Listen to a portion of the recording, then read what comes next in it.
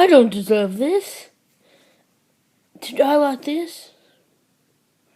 I was building a house. Hey everybody, it's Daniel the Movie Buff here, and today I thought I would start a new segment of videos, a new series of videos, and I haven't got a title for it yet, but next time I do one of these, I'm sure I'll have a title. But what I want to do is, I've taken some comments from some people that I asked on a group I was on, and they gave me a lot of great responses. I asked what they think of a particular movie. I might do this every fortnight. And so what I'll do is I'll discuss these comments. I haven't got a whole lot this time because it's the first time I'm doing this. But maybe the next couple of times I do it, I may be able to get some more comments. So the movie I chose is the Clint Eastwood classic western, Unforgiven. Now, I'm going to discuss what I think of Unforgiven a little bit towards the end of the video, but let's see what you guys think of Unforgiven, because I asked your thoughts. Let's see what you guys think. Okay, so I got my piece of paper here with the comments, because I can't memorize them. I can't do that. So first off, let's start off with David Baruffi, who, I hope I said that right, who gave me a lot of great points, and so I'm gonna talk about these points. So David Baruffi, again, I hope I said that right. I'm sorry. Says probably the last great western. Now, from what I've heard, it probably is. I know hasn't been a whole lot of westerns recently. I don't follow the western genre. When I watch a western, I like the westerns, but I don't follow them particularly. So, I can't comment on that. But from what I've heard, it probably is. It's the last western to get fully recognized by the Academy, by bestowing on it Best Picture, Best Director. It bestowed on it 4 awards. I'm holding up 4 fingers. Hello. So, yeah, I guess in a sense it is the last great western.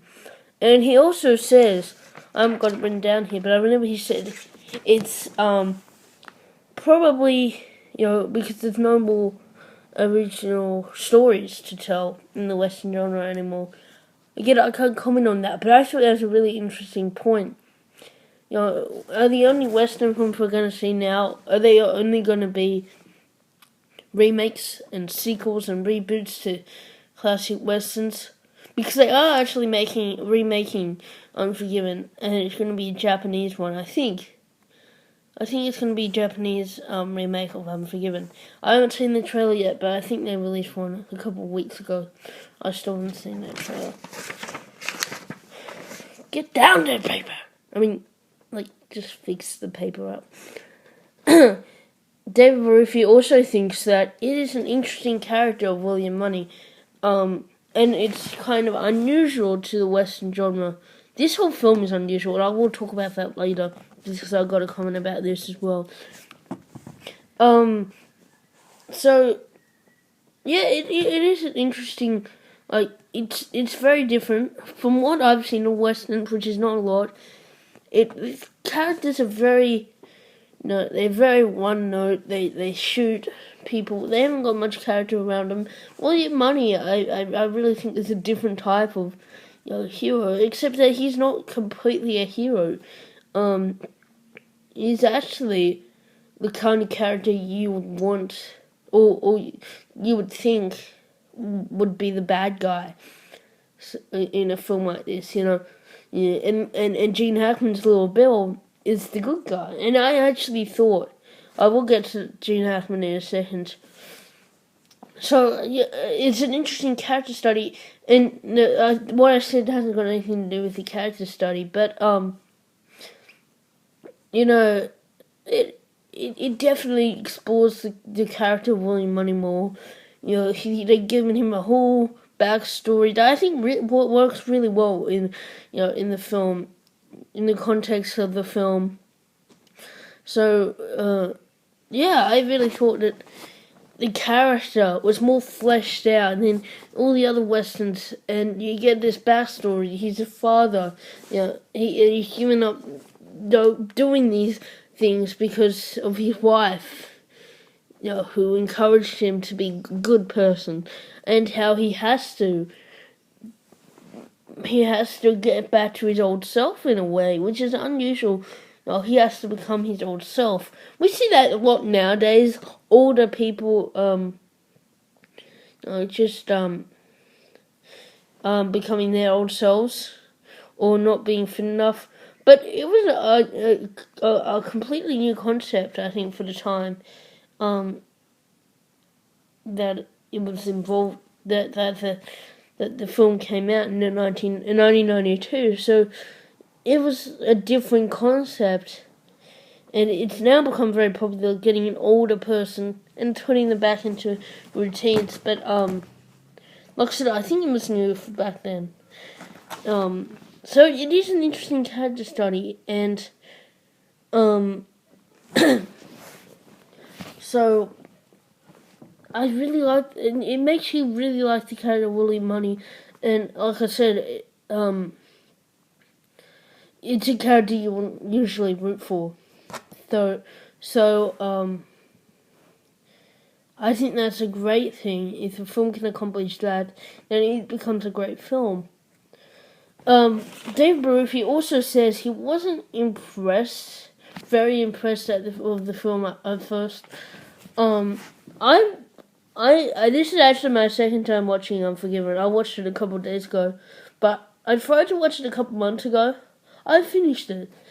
But I thought there's a point about this as well. As much as I liked it, it teetered on the edge of being a teensy bit boring. So I'm just like, I like it, but it's a little bit long. It's a little bit boring. So I as much as I liked it, I wasn't completely into it as I am now, actually. But I didn't care for it that much. I'm like, it's a good film. But one of the best westerns of all time? I don't think so. But I watched it again the other day because I just felt like watching a movie, and Unforgiven was there, so I just decided to watch that, and I fell in love completely. He also says he now really enjoys the film. Is there some problems he has? Yes. And I'm going to get into some of those problems that he has in 1 second. But I feel the same. And there's a comment that I will discuss a little bit more up here. So we'll talk about that in a second. David Barufi also thinks that the subplots were unnecessary. He's still got an issue with that. As far as I believe, he actually linked me to a very interesting review that he wrote a couple of years ago, and he says that his thoughts are basically still standing. He has got some issues with it though, and I can completely see there's a lot of subplots in this movie. There's all these people that are being hired by these women who, their friend got cut up. So they obviously want justice, and there's a whole subplot with them. There's a whole subplot with trying to tell you that Gene Hackman's character is not completely good. So they have to introduce this character, Little Bill, who he has a history with, to show that Little Bill's got a dark side. So yeah, I will talk about the subplots. But I appreciate that statement that he thinks the subplots are unnecessary. But I think they all have a purpose in the film.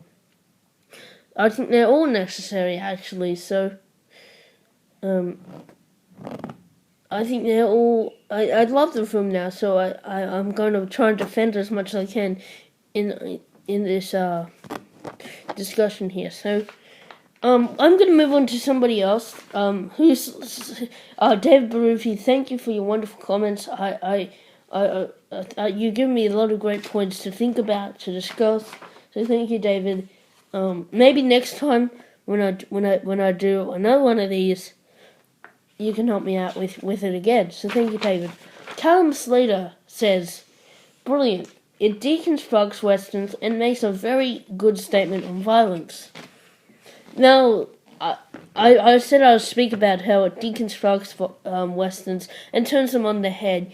Usually westerns consist of younger people who are maybe in their 30s.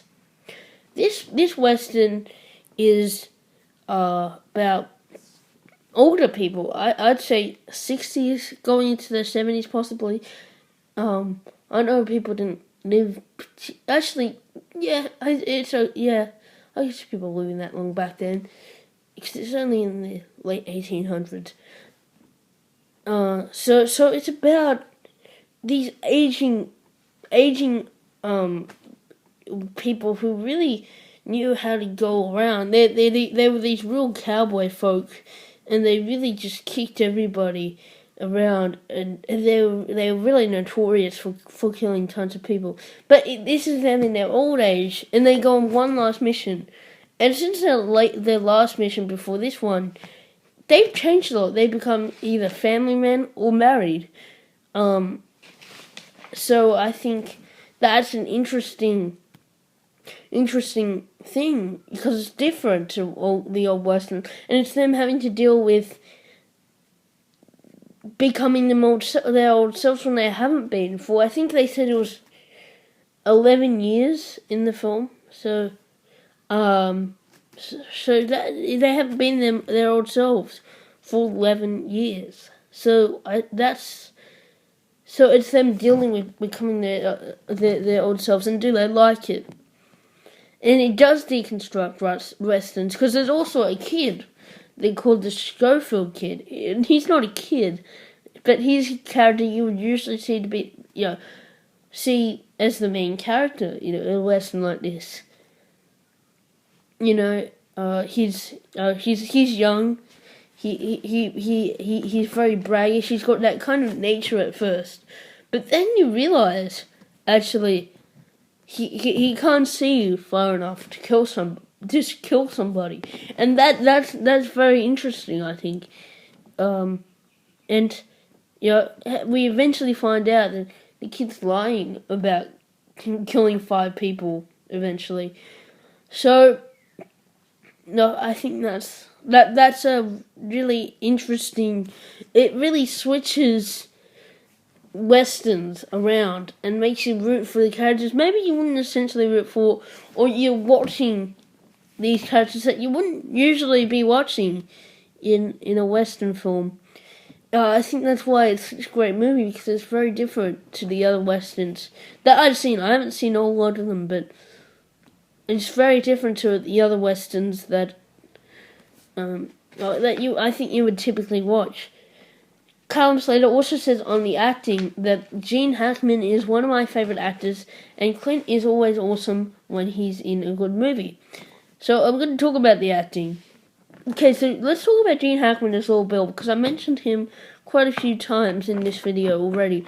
Gene Hackman is the antagonist of the film. He's in control of the town of Big Whiskey.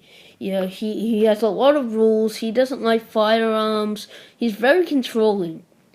But I tell you what, when I first saw the movie, a couple months ago, I thought that for the first 20-30 minutes, I thought that that little Bill was the main character and the good guy, until we started beating up on Richard Harris. Now we'll be talking about Richard Harris very soon. And Gene Hackman actually won an Oscar for this role. And it's a very good role, and it's very well acted. He's very sadistic. He's very cruel. He's willing to break the laws he has to enforce them. So if he says no firearms, and he suspects somebody of bringing firearms into the town, he'll bring his own firearms out, and he it's a very brutal portrayal, and he's a very brutal man. So I think that Gene Hackman's just great. I haven't seen a whole lot of Gene Hackman movies, but I really like him in what I've seen, and Little Bill. I think he may even be one of my favorite villains of all time.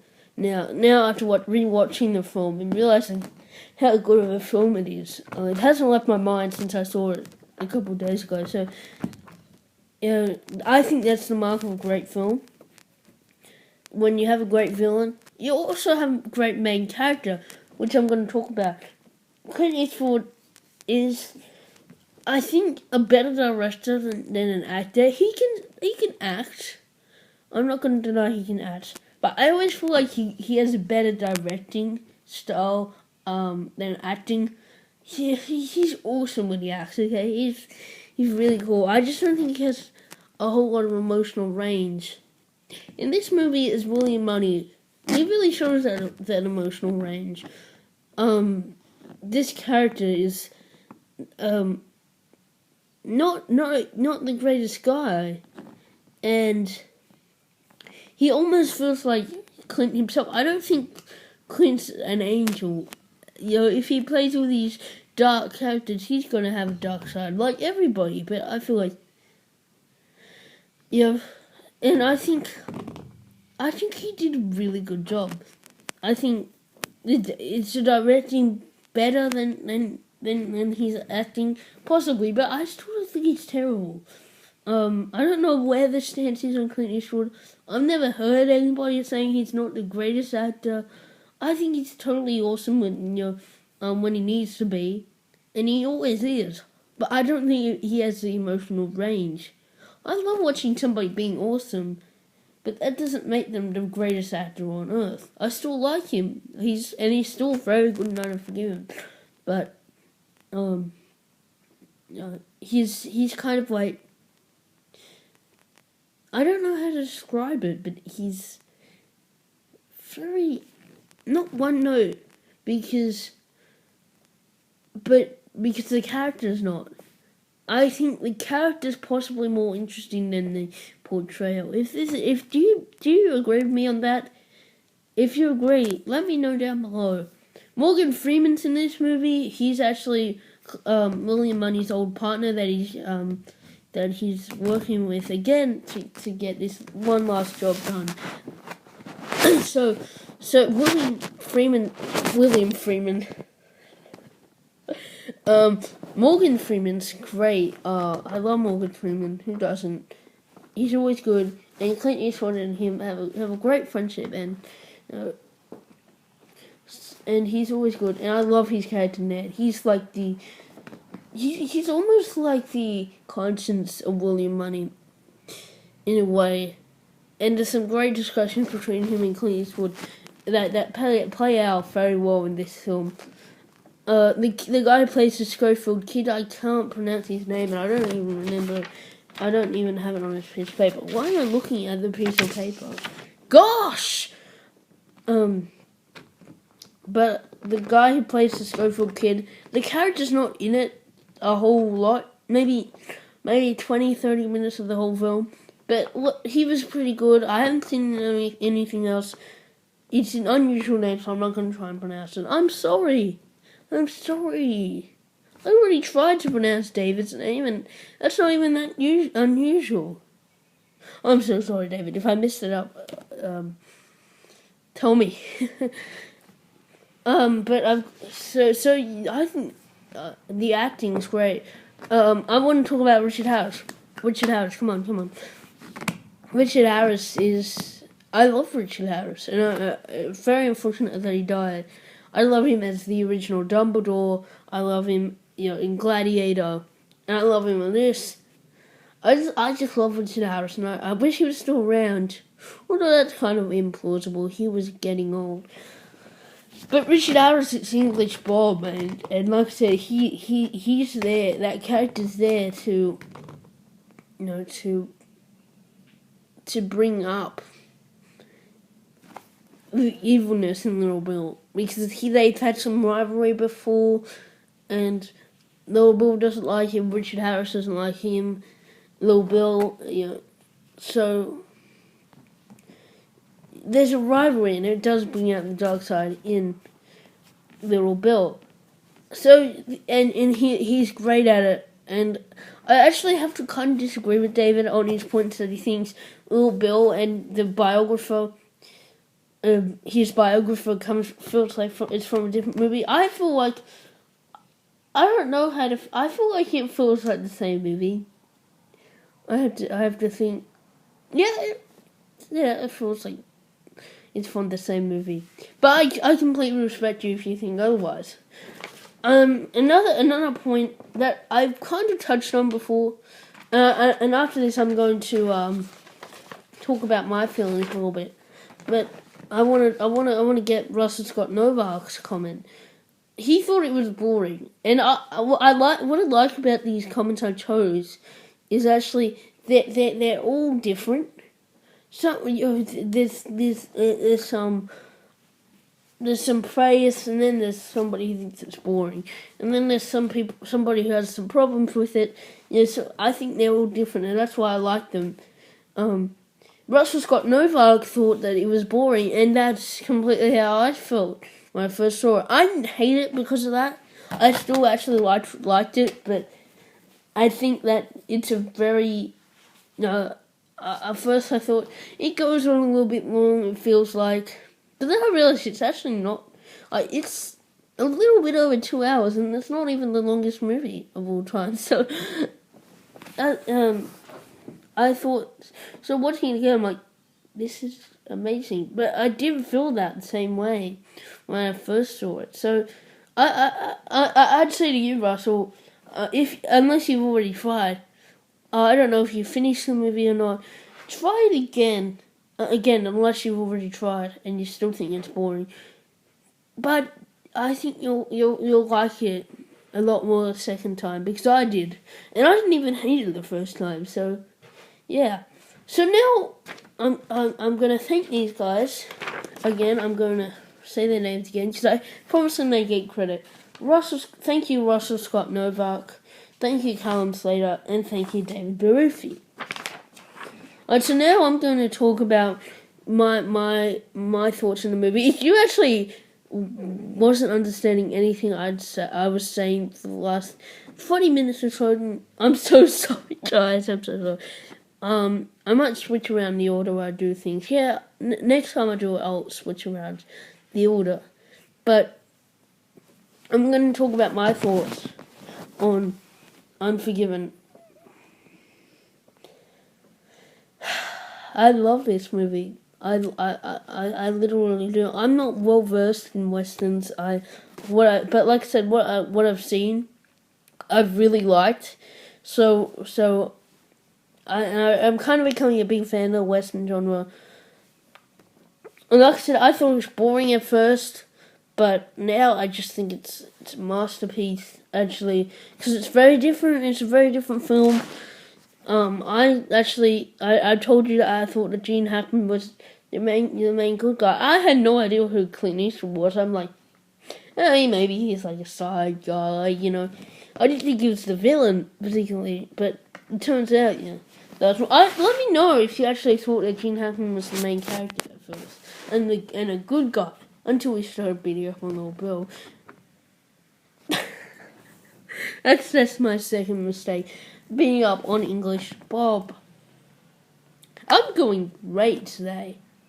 So I love this movie because it's not only is it a very interesting story and well acted, but the direction in this movie I think is just absurd.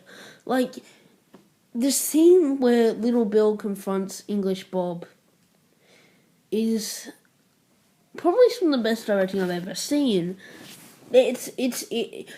Little Bill loses his temper, an English Bob, and he just starts beating up on him, and the camera doesn't cut away. It actually follows what's happening.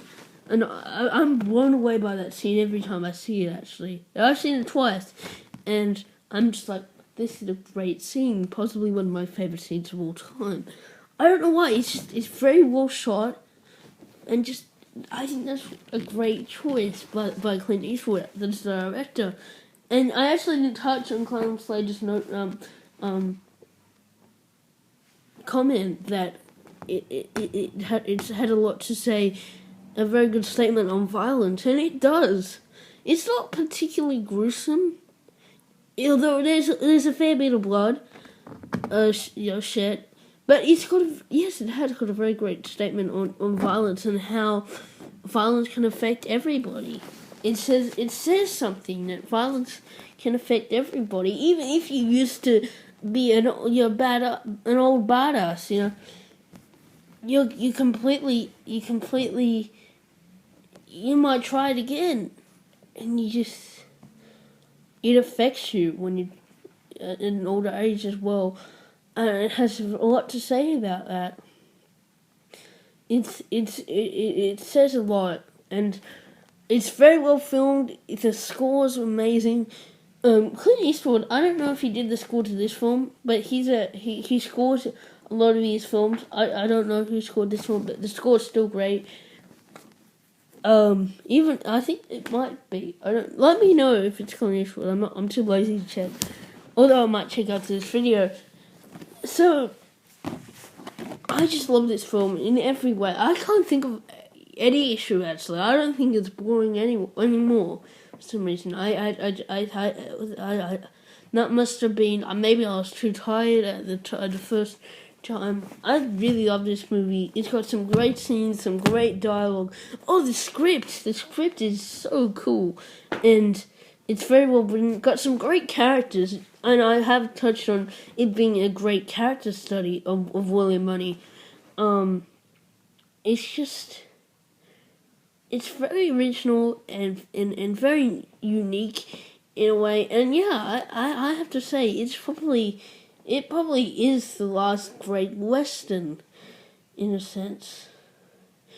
The action scenes are really well done. So I have to say, it's one of my favorite films of all time now. And in terms of a letter grade rating, I'm gonna give it an A+. If you want like on a scale from 1 to 10, that would be a 10 out of 10. Alright guys, it's Daniel the Movie Buff here with my now for the moment unnamed segment where I discuss movies. I get your comments and I discuss those comments. But let me know what you think of this segment. Next week I'll have a title, but just let me know what you think of this segment and would you like to see more. Okay guys, bye!